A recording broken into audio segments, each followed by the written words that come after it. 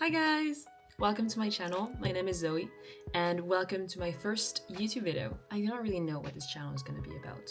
I am basically a 20-something. I'm 23 right now. I'm working a full-time corporate job and I stopped being a student around 2 years ago. So although I did have a lot of studies and a lot of assignments to hand in when I was a student, I felt like I had so much more control about the time and when I wanted to hand in the work. Obviously, if you have a deadline, you had to pull an all-nighter, but at least like you had the choice to pull an all-nighter, if that makes sense. But now that I need to log off, log on at specific hours at my corporate job, I feel like that control has been heavily restrained. So the fact is that I'm right now navigating my 20s. I have no idea really what the heck I'm doing. And for now, I feel also like I'm not ready to grow up. I'm 23. I do not want to be more than that at this point. This channel is also about kind of keeping the inner child that you have. I know that our generation, I'm a Gen Z, is like trying to not shy away more and more from responsibilities, but just try to enjoy our 20s a bit more. This channel will also be focused, we'll also have a niche in focusing on gaming because gaming is something that I've been doing ever since I was a little kid. I started playing with my sister when I was a kid and it was such a bonding experience for the two of us. Like it used to be the activity that me and her could play together because she was my big sister. She started growing up, having a husband, having kids, and now she can't really game with me anymore. I still do that. I still game a lot. I really love especially adventure games, puzzle as well, and simulation games. So joining these two things together about working full-time and loving games, I wanted to tell you guys about the games that I have personally been loving so far, and that really helped me unwind from coming back from work when you're very tired, when you just come home and after you cooked, after you washed, after you took care of all your chores, and you have still like a tiny bit of your evening left and you want to take this time to really just like get a game and just cozy up into your bed or in front of your console and just play a bit. This list is not going to be as exhaustive as some other professional YouTubers out there. This is really especially for the purpose of like when you really want to unwind, and perhaps like if you have heard about these games before, we can chat about it because I would love to know what you guys think. And if it's something that you haven't heard before, I would love for you to try it out if you feel like your work perhaps is stressing you out. Also, you do not need to be stressed out by your work in order to play these games, obviously, but I do feel like they really help you relax when you've been feeling a bit anxious recently. So as someone who enjoys cozy games, of course, I have a Switch. So this is my Switch. I absolutely love her. She's got two little thumb grips that I bought on Etsy, and I love these little Joy-Cons, they're really nice. So I'll present you guys games that I have on the Switch, but not only, because I also have a PS5 that you can actually see right over there. Yeah, that's my PS5. It was a bit of an investment, I'm not gonna lie. I bought my PS5. It was kind of an excuse to buy a PS5 when Hogwarts Legacy came out because I obviously have been watching a lot of Harry Potter throughout my life. When it just came out, like I had always wanted PS5 and I was like, okay, you know what? Hogwarts Legacy is here. Let's freaking do it, honestly. So most of the games that I'm gonna recommend today will be on both platforms, but some of them might be exclusive to either the PS5 or the Switch. I was actually like thinking about... Oh, I just received an email. So the first game that I wanted to tell you guys about, which is available on both platforms, is Outer Wilds. So if you have not heard about that game before, Outer Wilds is an action/adventure game where you basically play an astronaut that is exploring your planetary system. Unfortunately, that planetary system is stuck on a 22-minute time loop, not 20, 22-minute time loop because the sun of your solar system basically explode and everyone dies. The aim of the game is basically finding out why are we all dying? Why is this exploding? And you do so by taking up your space shuttle and just going and exploring everything, exploring the planets, exploring what's under there, getting to know the other adventurers that have gone around the solar system, and just trying to make sense of this entire world that you are currently living in. So interestingly, there's actually two groups of people about this game. They're the people that gave up after a bit and are not interested in the game because they cannot really make sense of the mechanic. They kind of get annoyed with that 22-minute time loop thingy, which I can understand. The other group are people that absolutely love the game and even consider it one of the best gaming experiences of their life, as it's such a truly unique game that they will never get to experience for the first time again. So I started playing Outer Wilds on my PS because it was on the PS Plus Extra subscription games catalog, and I just really did not understand it. So first of all, I'm not really a big fan of games where you start again at the beginning because I really need a sense of progress in my games. Pretty much after 2 hours of gaming, I stopped. It actually took me, I think, around 8 months to start that game again. At that time, now it had released on the Switch and people were getting to know the game, playing it. And although I did not really like the game initially, I kind of knew that I did not give it that much of a try. So I haven't finished the game yet. I haven't had this aha moment yet, but I'm excited. So second game on the list is Cult of the Lamb. I know that this game has been out now for a little while, but they have just released a new update called Sins of the Flesh. I remember when I started the game again, they put like a video trailer of like the new update, and I was getting so excited because I thought I was getting this for free, but you need to pay for it, which I probably will. But I'm still busy trying to finish the initial game. You have new weapons, you have new upgrades. I think you also have new follower forms. Yeah, I see it. And there are eggs, so followers can be hatched from eggs, which is actually very interesting because I used to play like this dragon app on my iPad when I was a kid, where you could have like mix different types of dragons together. Like if you mixed smoke and fire, you had like the bee type, and it not really made any sense, but at least you were like so excited to try and like discover new types of dragons that you would like always be playing this game. And I remember I was obsessed with it. So I feel like this would definitely be some kind of like same mechanic where if you mix, for example, I don't know, a rhino follower with a like deer follower, like perhaps it's gonna be looking like a deer with like some horns and stuff. It looks really interesting for me. And also you as the cult leader can marry one of your followers. A bit of a Stockholm syndrome if you ask me, but you know what, like this game is already dark enough, so we might as well just embrace the darkness, right? This game is also available both on the Switch and on the PS, although this time I did play it on the Switch because to me it is like one of the staples in terms of cozy games. I love just being in my bed and just killing some heretics and brainwashing people into my cult. Love it. I also love like time management games. Like I used to play Dinner Dash and other games, but right now I can only think of Dinner Dash. Just make everything work together. I absolutely love this aspect. So it's truly a really unique game in terms of kind of like dungeon crawling, which I enjoy, but to a certain point. Absolutely love the two parts. They're very nicely balanced, and I think it's going to be super exciting now with the new update. Oh my god, guys, I thought that you had to buy the update, but actually you don't have to. It's included in the game already.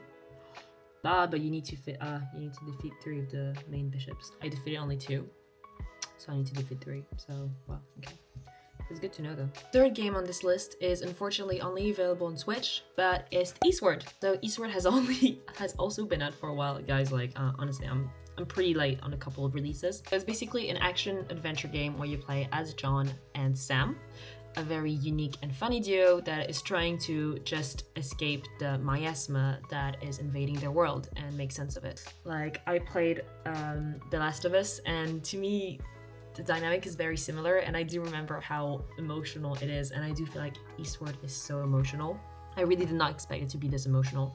There were some parts where I genuinely teared up. I thought it was just gonna be smashing some monsters here and there, going through the stories, meeting some cool characters, and that was gonna be it. No. No. It gets so much deeper than this. It gets with people you really get attached. The dialogues are really unique. And I just like want to also point to the fact that this was developed by a couple of developers from Shanghai. Like these guys developed this, just I think there were like less than 5 of them, and they developed this entire game from scratch. I love pixel art. Like I'm a really big fan of pixel games and like how you can make things so detailed with pixels. The graphics are absolutely gorgeous. The attention to detail is outstanding, and I cannot recommend this enough. I saw that there's a new update as well called Octopia on this game. Guys, honestly, I'm not gonna lie, like I started playing these games like at the right time because now they've all have like really cool updates. But yeah, the Utopia update is very different from the main story because it's basically a farming game and people say that it's a whole game in itself. I really want to finish the main story before I start playing the Utopia game just so I don't get spoiled, and right now there are a lot of questions that need to be answered. I don't want to spoil myself, but I cannot wait to like plant some crops with Sam and John, and it's a very emotional journey because you really get attached to the characters. They're fully fleshed out, they have so much personality, each of them is different, and the story just really takes you by surprise. It was nothing like what I initially expected. Fun fact, actually, I was such a fan of the trailer of this game. I remember they used to tease it back when I was a student, and I was like looking at this game every day. Because of COVID and everything, the release date got pushed out, and actually in the end I ended up not playing it until now, like years later, when I had been so obsessed with the pre-release. The me playing this in 2024 does not regret it one bit, and I would have been as amazed as the me playing this in 2021, for sure. One of these games is the one that has been really the one I've been liking most recently. I literally stumbled upon it and I absolutely love that game because it has been helping me so much with just unwinding from work, forgetting about the world, and just also getting stuck into the story. And this game is Dave the Diver. So Dave the Diver is like actually such a cozy game. This game can be considered action adventure and also management gameplay, so this is for my cultural lamp people. It's basically you're a guy who has been employed to go and hunt fish during the day so that then you can use the fish to manage your sushi shop at night. And you're gonna love sushi, so if you tell me that there's a game about having a sushi shop, most likely I'm gonna be playing it. So this game is split with one action/adventure side where you're basically hunting for fish and discovering the sea or the ocean. And then another management part where you basically take care of your sushi shop, you take care of orders. These two sides really like are combined every day that you play as Dave. I'm not gonna spoil you guys, but this game delivered so much more than what I initially thought it was gonna deliver. I was really like expected to have a cozy game where it's pretty manual, and after like a couple of minutes, I would basically have the hang of it and would kind of then just be like a background game that I can play and that helps me unwind while I'm perhaps like watching a YouTube video on the side. But it was so much more than that. I did not expect the story to be that good and that fleshed out.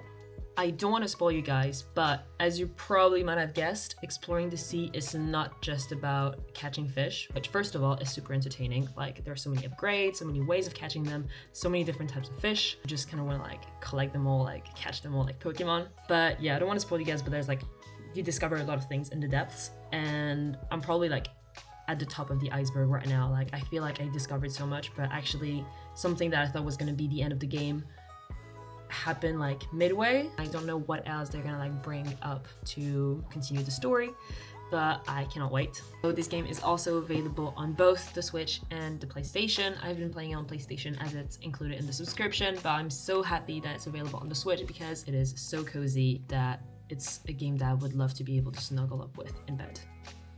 And actually, it released recently, so now it makes sense that I'm telling you guys about it. And the final game of this list, which is unfortunately only available on the PlayStation, is Final Fantasy VII Remake. So actually, the reason why I am playing this game right now is because Final Fantasy VII Rebirth has just released. I have unfortunately not played that many Final Fantasy games. I played only one. I was never really interested in Final Fantasy because I do not really like turn-based combat. To me, it doesn't really make sense. I do understand that there's a lot of it's very strategic thinking and thinking ahead and trying to plan your moves ahead, which I found really cool, but it's just not really my thing. I enjoy strategic games like Fire Emblems, but just turn-based combat kind of bores me out. So I was never really into Final Fantasy until they did this remake of Final Fantasy VII. Basically, the Final Fantasy VII original game released back in 1997. The thing is, it was such a huge game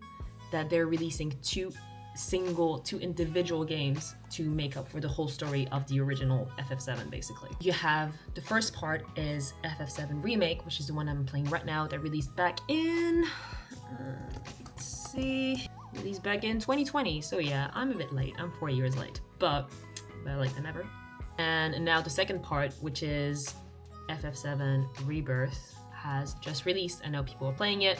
I know that one is an open world, which is not really the case of FF Remake, which is the one that I'm playing, but I still 100% recommend.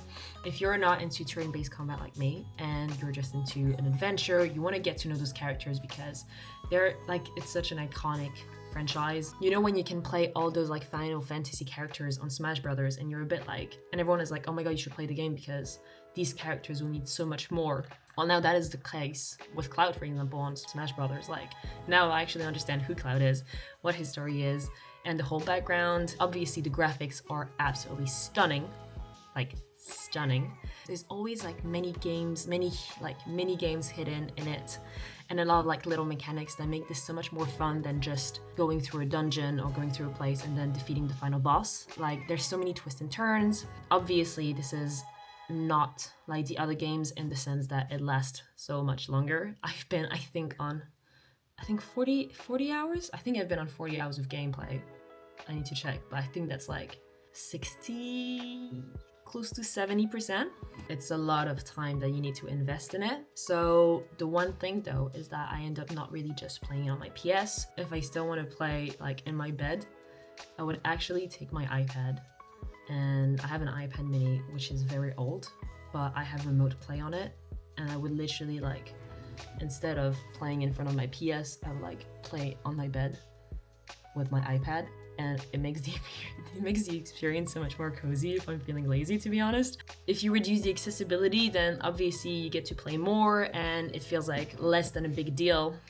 And yeah, hopefully I get to see the end of FF7 Remake so that then I can finally play the game that I initially wanted to play, which is FF7 Rebirth. And that's it. I hope that you had a great time. Let me know what you think about the games that I listed. I hope that some of you discovered a couple new ones, or at least that you agree with me, because these have been really amazing, and I think that these are all games that we can play when we want to just like forget the world a bit and try to have some me time after we finish our work. And I would love to know what you guys think, so feel free to give me some feedback. I know that I've been heavily distracted throughout this video between the camera and like what I look like in the return, so please forgive me. If you appreciated the video, I would love to know if this is what you like, so please comment, like, and perhaps subscribe to my YouTube channel so that I know that I'm doing things that some other people enjoy, because I am having a lot of fun doing this, but ultimately I would love to connect with people on things that we both enjoy, especially as we're adulting. I'm still figuring myself out, and I hope that I am relatable for the people that are also figuring themselves out. I'm 20 something, but you are constantly figuring yourself out. But yeah, thank you so much. I hope you had a great time, and hopefully I see you soon. This was Zoe, signing out.